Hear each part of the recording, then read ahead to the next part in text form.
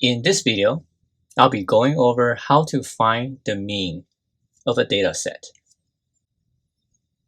The word mean is defined as the average, which is the sum of all numbers divided by total count of numbers.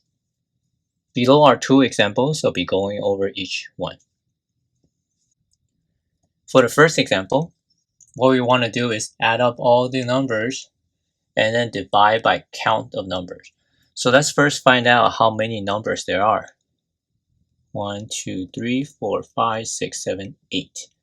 So from here we know we have a total of 8 numbers. That would be our total count for the first example.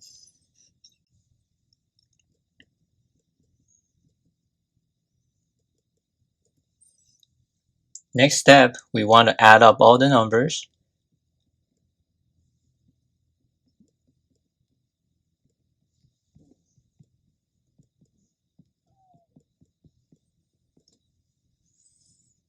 After I punch in the calculator, we would get 80 as the answer. So now that we have the sum of all numbers, we want to take that and divide by total count of numbers, which is 8. And 80 divided by 8 is 10. So 10 would be the mean of the first example. Now for the second example, let's figure how many numbers there are. So total count is 10. Now let's add up all the numbers.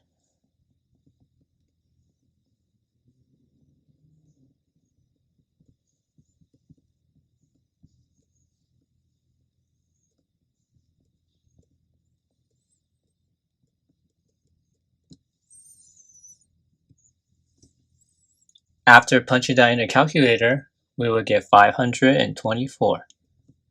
Now we have a total of 10 numbers, so we divide that by 10. And the answer is 52.4. And that's the mean of the second data set. So these two are examples of how you will find the mean of data sets. Mean pretty much is defined as the average, and that is the sum of all numbers divided by total count of numbers. Hopefully this video is helpful to you, and thank you for watching.